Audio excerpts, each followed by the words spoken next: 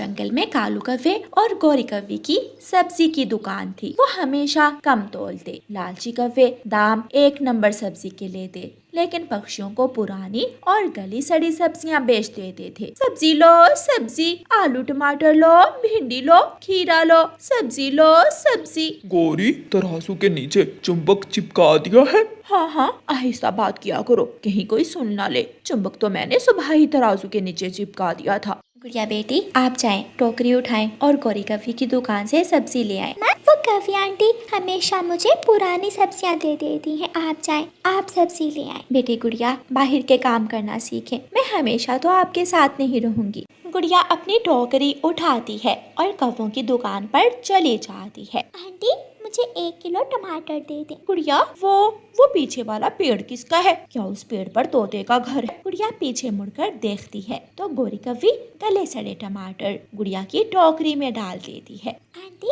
वो घर तोते अंकल का ही है। मैं समझी, वो घर किसी कव्वे का होगा। गुड़िया अपनी सब्जी उठाती है और घर की तरफ जाती है। गुड़िया बेटी, ये टमाटर तो सारे गले सड़े हैं। क्या मम्मा, मैंने तो अपने हाथों से लाल लाल ताजा टमाटर टोकरी में रखे थे। आप अपनी आँखों से देख सकती हैं, ये टमाटर तो कोई जानवर भी ना खाए। मैं अभी गौरी आंटी को ये टमाटर वापस करके आती हूँ। गुड़िया टमाटरों की टोकरी उठाकर वापस गौरी कव्वे के पास जाती है। गौरी आंटी, मैंने पैसे अच्छी सब्जी के दिए थे, लेकिन ये टमाटर तो गले सड़े हैं। तुम्हारे घर जाकर सब्जी खराब हो जाए तो मेरा क्या दोष? मैंने कौन सा खुद खराब करती है ये सब्जियाँ। आप ये टमाटर रखें और मुझे नए ताज़ा टमाटर दें। छोटी चिड़िया, आहिस्ता बोल, मेरे ग्राहक सुन रहे हैं। मैं बताऊंगी, मैं सबको बताऊंगी कि आप 1 नंबर सब्जी के दाम लेकर गली सड़ी सब्जियां देते हैं। चल भाग यहाँ से, वरना मैं तेरे पंख तोड़ दूंगी। गुड़िया गले सड़े टमाटर उठाकर वापस चली जाती है। रास्ते में गुड़िया की सहेली मीना का घर था। गुड़िया अपनी सहेली मीना के पास जाती है और उसे सारी बात बताती है। गुड़िया, जब तक इस जंगल में कोई और सब्जी की दुकान नहीं होगी, वो कव्वे कभी नहीं सुधरेंगे। कोई और सब्जी की दुकान कौन बनाएगा? मैं और मेरी सहेली गुड़िया। ये काम देखने और सुनने में तो मुश्किल है, लेकिन कोई भी मुश्किल काम किया जा सकता है। हाँ, हम इसी तरह उन कौवों को इस जंगल से भगाएंगे। दूसरे दिन गुड़िया और उसकी सहेली मीना मंडी जाती हैं। मंडी में तरह तरह की सब्जियां थीं, ताज़ा और कुछ पुरानी भी। काले कव्वे एक पक्षी के पास बैठे पुरानी सब्जियां खरीद रहे थे। गुड़िया वो देखें, कव्वे पुरानी और गली सड़ी सब्जी खरीद रहे हैं। गुड़िया और मीना मंडी से ताज़ा और अच्छी सब्जी लेती हैं और जंगल वापस आकर सब्जी की दुकान सजा लेती हैं। एकदम ताज़ा, अच्छी और फ्रेश सब्जी ले। कालू जी, ये छोटी चिड़िया हमसे मुकाबला करेगी। देखो देखो, 1-2 दिनों में भाग जाएगी ये छोटी चिड़िया। मीना और गुड़िया की सब्जियां दूर से ही देखी जा सकती थी। वो चमकदार और ताज़ा थी। जो भी पक्षी सब्जी लेने आता वो सीधा गुड़िया के पास जाता था। गुड़िया, तुम्हारी सब्जी बहुत अच्छी है, अब मैं हर रोज तुमसे ही सब्जी लेने आया करूँगा। तोते अंकल, उन काले कौवों की वजह से हमने सब्जी बेचना शुरू की है, क्योंकि हम अपने जंगल के पक्षियों को गली सड़ी सब्जियां नहीं खाते देख सकती थी। शाम तक कव्वे बैठे रहते हैं, लेकिन उनकी सब्जी ऐसे ही पड़ी थी। गुड़िया और मीना अपनी सब्जियां बेचकर अपने घर चली जाती हैं। कालू जी, सब्जी की टोकरी उठाओ और नदी में फेंकाओ, अब कोई ग्राहक नहीं आएगा, सब्जियां खराब हो गई हैं। आज का दिन तो नुकसान में गया। कौवा वो सब्जी उठाता है और नदी में गिरा देता है। ऐसे ही दूसरे दिन होता है। कौवों की सारी सब्जी खराब हो जाती है। कौवो, काले कौवो, कौन लेगा अब तेरी ये गली सड़ी सब्जी? हम सब गुड़िया से ताज़ा सब्जी खरीदेंगे, तुम यहाँ से जा सकते हो। कालू जी, अगर आज का नुकसान भी हो गया तो हम भिखारी बन जाएंगे। मेरे पास इतने पैसे भी नहीं है कि मैं कल सब्जी ला सकूं। गौरी, भिखारी बनने से अच्छा है हम कोई और काम शुरू कर दें। फिर काले कव्वे वो जंगल छोड़कर दूसरे जंगल चले जाते हैं और गुड़िया उस जंगल में ताज़ा सब्जियां अपनी दुकान पर सजाए बैठी थी। प्यारे दोस्तों, इस कहानी को लाइक, अपने दोस्तों के साथ शेयर और चैनल को सब्सक्राइब करना बिल्कुल मत भूलना। आपका धन्यवाद। रानो चिड़िया की ऐसी कहानियाँ सुनने के लिए YouTube सर्च बार में रानो चिड़िया की कहानी लिखें या फिर ये बटन दबाकर बोलकर कहें रानो चिड़िया की कहानी। तीनों दोस्त, चिड़िया का बेटा कुकू, कबूतर का बेटा कीकी और छोटा मिठू अपना अपना बैग और टिफिन उठाए स्कूल जा रहे थे। कालू, वो जा रहे हैं, चल उन बच्चों को उल्लू बनाकर उनके लंच बॉक्स खाली करते हैं। कौवा और कव्वी उड़ते हैं और उन जाते हुए छोटे पक्षियों को रोक लेते हैं।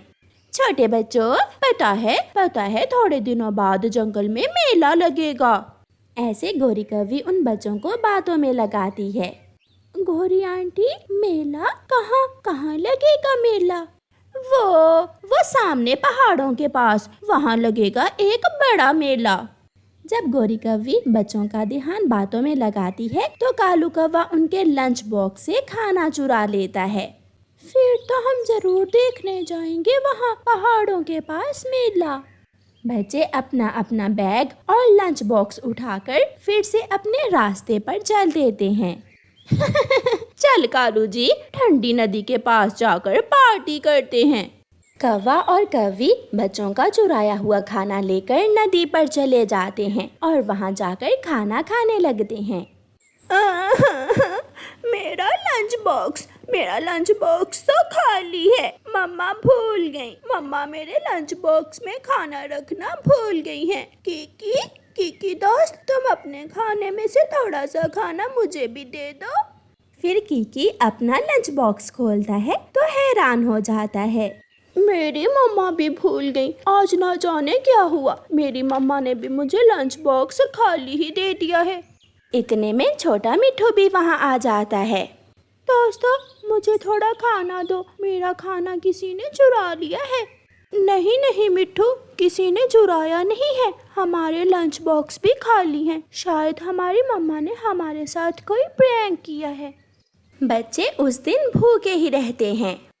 घर जाकर कुकू अपनी मम्मा से पूछता है, मम्मा क्या आज प्रैंक डे है? क्यों, क्या हुआ बेटा, किसी ने प्रैंक किया है आपके साथ?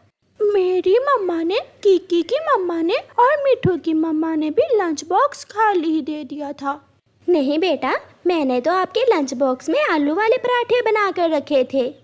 आलू वाले पराठे का सुनकर कुकू के तो मुंह में पानी आ जाता है। कालू, उस चिड़िया के बच्चे के आलू वाले पराठे तो बहुत स्वादिष्ट थे। अब कल देखो क्या मिलता है हमें। अब तो हम हर रोज उन बच्चों को ऐसे ही पागल बनाकर उनका भोजन चुरा लिया करेंगे। दूसरे दिन कुकू की मम्मा कुकू को आवाज देती है। कुकू बेटा, आकर देख लो, मैं आपके लंच बॉक्स में ऑमलेट पराठा रख रही हूँ। ऐसा ना हो कि स्कूल से आकर फिर मुझसे कहो कि मैंने प्रैंक किया है आपके साथ। मम्मा, शायद स्कूल से कोई शरारती बच्चा हमारा लंच चुराता है, मगर आप चिंता ना करें, आज हम अपना लंच बॉक्स अपने पास ही रखेंगे। सब स्कूल को निकलते हैं। आज मेरी मम्मा ने मुझे कच्चे आम की चटनी बनाकर दी है और साथ घी का पराठा। मेरे लंच बॉक्स में मीठा हलवा है आज। बच्चों, रुको, बात सुनो। बच्चे रुक जाते हैं।